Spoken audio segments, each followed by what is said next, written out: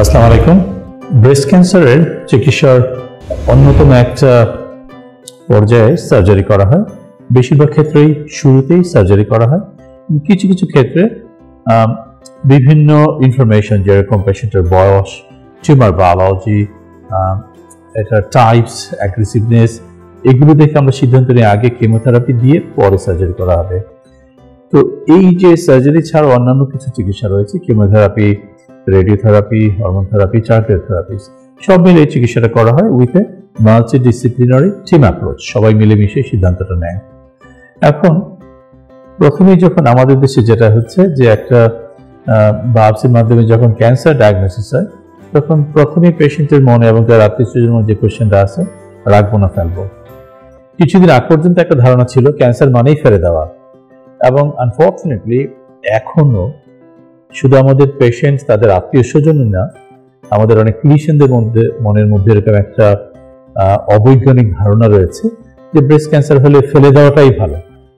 এবং সেখানে যে শব্দগুলো, বাজওয়ার্ড তারা ইউজ করে, ব্রেস্ট ক্যান্সার ফেলে দিলে কোনো রিস্ক থাকলো না, কোনো ঝুঁকি থাকলো না, অথবা ঘুরিয়ে বলবে ব্রেস্টটা রেখে চিকিৎসা করলে ক্যান্সার ফেরত আসার ঝুঁকি বেশি।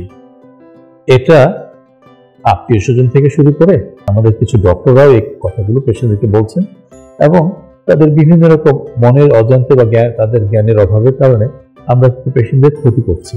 তো আমাদের এটুকু মনে রাখতে হবে, হিপোক্রেটসের ওথ, যেটা ফার্স্ট ডু নো হার্ম। আমরা যদি পেশেন্টের ভালো যদি নাও করতে পারি, অ্যাটলিস্ট ক্ষতিটা যেন না করি।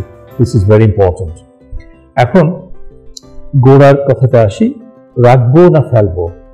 এখানে বলে রাখা দরকার, কিছু ক্ষেত্রে কিন্তু ব্রেস্ট ফেলতেই হবে। ক্যান্সার যদি অনেক দেরি করে আসা হয়, সেটা বগলে ছড়িয়ে গেছে অনেকগুলো নোড, অনেক বড় ক্যান্সার, চিকিৎসার পরবর্তী পর্যায়ে দেখা খুব একটা রেসপন্স করেনি, তখন তার ব্রেস্টে ফেলতেই হবে। ক্যান্সারটা অনেকগুলা, ব্রেস্টের মধ্যে 3-4টা ক্যান্সার যদি অ্যাটলিস্ট দুটো জায়গায় বায়োপসি করে কনফার্ম করা হয় যে এটা মাল্টিফোকাল ক্যান্সার, তাহলে কিন্তু সার্জারিতে ব্রেস্ট ফেলে দেওয়াটাই উত্তম হবে। এছাড়া ক্যান্সারের কিছু বিশেষ ধরন, ক্যান্সারে দেখা গেল স্কিনটা ফুলে গেছে, কমলার স্কিনের মতো, নিপলটা একটু ভিতরে ঢুকে গেছে, ব্রেস্টটা ভারী শক্ত হয়ে গেছে, ক্যান্সারটা বগলে চলে গেছে। এটা হচ্ছে একটু মানে যারা দেরি করে আসছেন, এবং খুব একটা কমন ফর্ম না, কিন্তু বাংলাদেশের ক্ষেত্রে এটা খুব আনকমনও নয়। সেটাকে বলা হয় ইনফ্ল্যামেটরি ব্রেস্ট ক্যান্সার। দেখে মনে হবে ইনফেকশন। এবং আমাদের ঢাকার অনেকেই, আমাদের ডক্টররা কি করছেন, অ্যান্টিবায়োটিক দিয়ে মাসের পর মাস রেখে দিচ্ছে, এটাকে ইনফেকশন মনে করে। এই ধরনের অ্যাগ্রেসিভ ব্রেস্ট ক্যান্সারের ক্ষেত্রে কিন্তু ব্রেস্টটাকে ফেলে দিতে হবে কিমোথেরাপি দেওয়ার পরবর্তী পর্যায়ে। তাহলে ব্যাপারটা দাঁড়ালো, কিছু ক্ষেত্রে ব্রেস্ট ফেলতে হবে, কিন্তু বাকি ক্ষেত্রে ক্যান্সারটা ছোট বা বড় ক্যান্সার কিমো দিয়ে ছোট হয়েছে, তার আগে একটা মার্কার টিপ দেওয়া হয়েছিল, ইভেন হাতেও পাওয়া যাচ্ছে না। অনেকেই বলছে ক্যান্সারের যেহেতু আগে 5-6 সেন্টিমিটার ছিল, ব্রেস্টটা ফেলে দাও। ভুল ধারণা। অথবা ক্যান্সারটা ছোট, 1 সেন্টিমিটার, 2 সেন্টিমিটার, 3 সেন্টিমিটার, অথবা ব্রেস্টের ভলিউমের তুলনায় টিউমারটা ইভেন যদি 3-4-5 সেন্টিমিটারও হয়, আর ব্রেস্টটা যদি অনেক বড় হয়, তাহলে কিন্তু ব্রেস্টে যে ফেলতে হবে এমন কোনো কথা নেই। তাহলে সিদ্ধান্তটা অনেকগুলো ফ্যাক্টরের উপর নির্ভর করছে। আবার ক্যান্সারটা বগলে গেলেই যে ব্রেস্টটা ফেলে দিতে হবে, সম্পূর্ণ একটা ভুল ধারণা। এই জিনিসগুলো আমাদেরকে নিজেদেরকে খুব সচেতন থাকতে হবে, যাতে আমরা পেশেন্টদেরকে সঠিক ইনফরমেশনটা দিই। এছাড়া আরেকটা ইম্পর্টেন্ট জিনিস, আমাদের আত্মীয় স্বজনরা প্রত্যেকেই নিজেদের বিজ্ঞ মতামত দিয়ে দেন পেশেন্টদের কাছে, তাদের সিদ্ধান্ত নিতে আরো কনফিউশন তৈরি করেন। এই জিনিসগুলো আমি উন্নত বিশ্বে কখনোই দেখিনি। আমি ইংল্যান্ডে 26 বছর কাজ করে এসেছি, সেখানে এই জিনিসগুলো সিম্পলি এক্সিস্ট করে না। আমাদের দেশের কালচারাল কারণে হোক, যে কোনো কারণে হোক, রিক্সাওয়ালা থেকে শুরু করে দুধওয়ালা, পেপারওয়ালা, everybody becomes a doctor. Patient যদি শুনে কোনো ক্যান্সার হয়েছে, প্রত্যেকে তাদের বিজ্ঞ মতামত প্রদান করছেন, পেশেন্টকে আরো কনফিউজ করে দিচ্ছে। তাহলে আসলে কি এভিডেন্স কি বলছে, বিভিন্ন পপুলেশন বেজ স্টাডি কি বলছে, রিসার্চ কি বলছে, উন্নত বিশ্বের প্র্যাকটিস কি বলছে, এবং একই জিনিস বাংলাদেশেও আমরা করে যাচ্ছি গত 6 বছর ধরে, সেখানের এভিডেন্স গুলো কি বলছে। বাস্তবতা হচ্ছে 3টা ফ্যাক্টরে অ্যাটলিস্ট আমাদের ব্রেস্ট কনজার্ভিং সার্জারি বা ব্রেস্টটাকে রেখে শুধু ক্যান্সারটা এবং আশেপাশে টিস্যুটাকে সরিয়ে ফেলে আমরা চিকিৎসা করতে পারি সাকসেসফুলি। 3টা বেনিফিট, একটা হচ্ছে in terms of better survival, in terms of less recurrence, আর in terms of quality of life. মানে হচ্ছে ক্যান্সারটা চিকিৎসার পরে বেশি দিন সুস্থ থাকে, বেঁচে থাকার হারটা ব্রেস্ট কনজার্ভিং সার্জারিতে বেশি, ক্যান্সার ফেরত আসার ঝুঁকি কম, এবং কোয়ালিটি অফ লাইফ, যেটা দাম্পত্য জীবন, পারিবারিক, ব্যক্তিগত, বডি ইমেজ, কনফিডেন্স, এই সব কিছু মিলিয়ে যে একটা বেটার আউটকাম, সেটা ব্রেস্ট ক্যান্সার সার্জারিতেই আমরা দেখতে পাচ্ছি।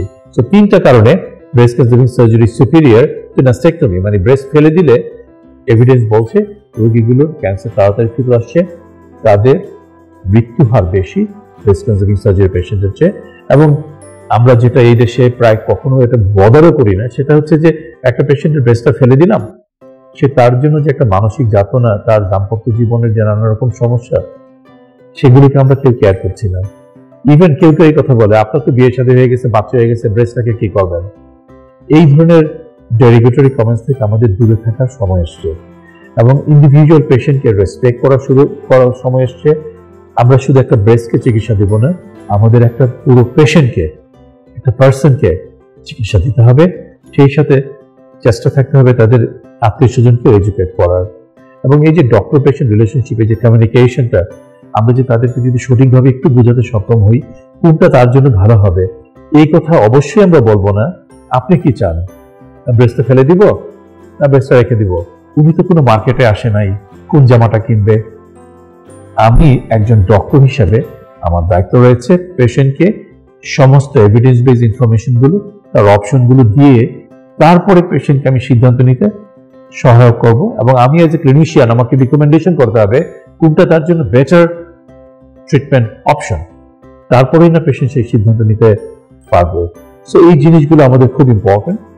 এবং পরিশেষে আমি এটাই বলবো, আমাদের এজ এ ব্রেস্ট সার্জন আমাদের সর্বোচ্চ চেষ্টা থাকা উচিত, যদি সম্ভব হয় ব্রেস্ট ক্যান্সারিং সার্জারি, মানে ব্রেস্টটাকে রেখে ক্যান্সারের চিকিৎসা দেওয়া, আননেসেসারি অ্যাক্সিলারি ক্লিয়ারেন্সটা কম করে যদি সম্ভব হয় axillary sentinel lymph node biopsy করা।